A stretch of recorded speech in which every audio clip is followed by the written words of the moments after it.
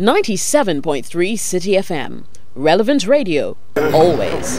Thank you very much, ladies and gentlemen. As you can see, coming out from the court with very, very, very high speeds. Indeed,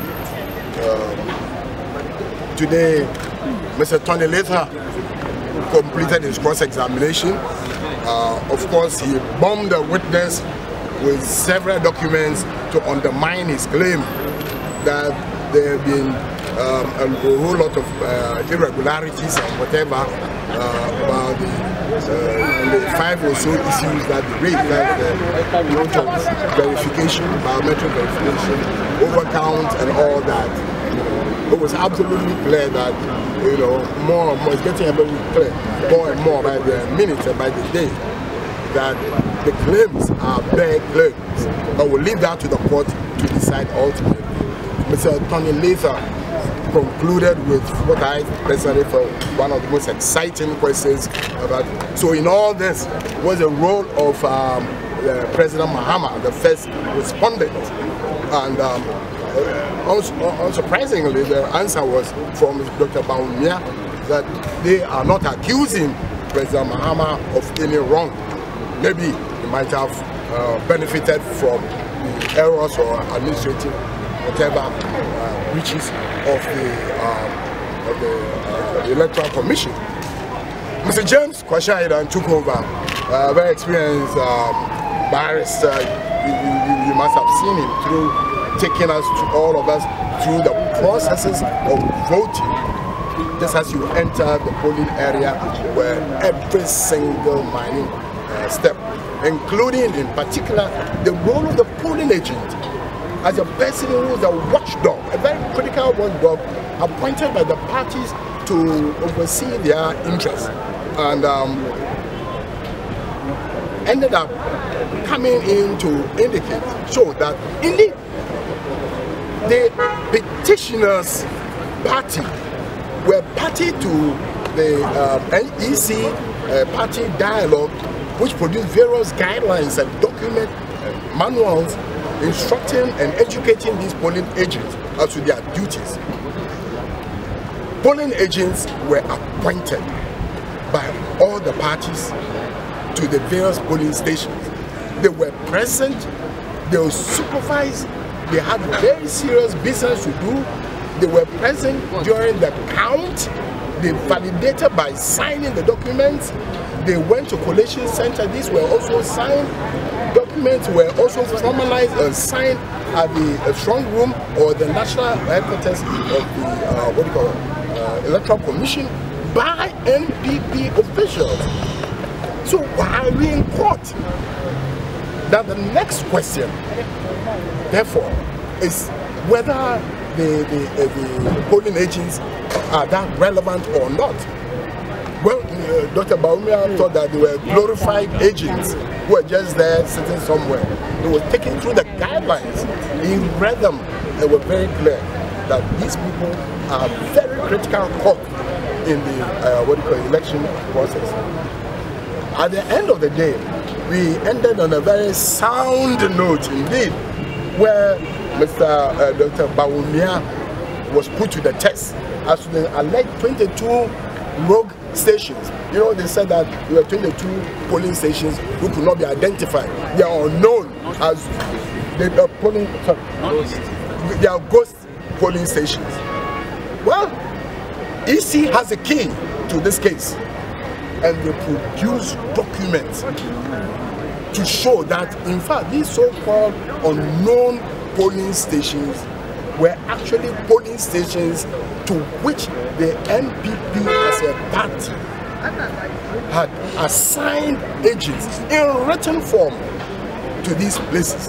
The last question they posed was, who signed the letter appointing these agents to the so-called ghost polling stations? The answer was very clear. Nana Ado Dankwa, first petitioner. Ladies and gentlemen, that's where we are. Tomorrow we'll continue. Thank you very much. Who was that from the spokesperson? Oh, Masa.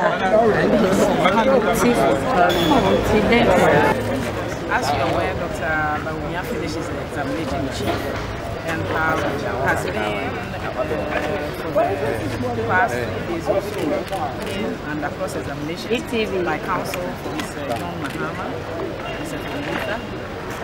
He finally finished late this afternoon, and it's been taken over by the counsel for the Electoral Commission, which is the second respondent. I am satisfied with today's proceedings to the extent that now we are making some progress, and also because the pace has improved.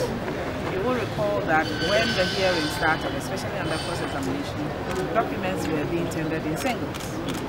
But now, the counsel for the first respondent, Mr. Filipita, decided to go by the court directive to deal with the documents in bundles, particularly because the questions were the same in respect of the different bundles, and the responses that were coming did not change. So I'm happy at the pace we are moving, and I'm hoping that it will improve further. And that way, it means that we're going to see the end of this soon. I, together with my colleagues on the petitioner's team, when we filed our application for directions, had estimated that the trial should take 2 months. That, of course, is an estimate, and it is only a proposal to the court. And we are hopeful that the matter will be determined.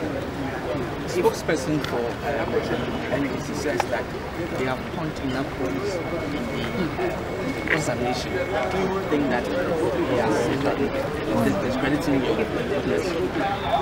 Thank you very much. If he did say so, and who may I know this spokesperson is? Nana Tundazi. Nana Tundazi is many years my senior on the bar. And unless it was an error and a slip, if he indeed intentionally said so, then I think it's unfortunate. It is unfortunate because now we are leading evidence, and we cannot be seen to be running commentary on the proceedings. Whether or not our case has been discredited, whether or not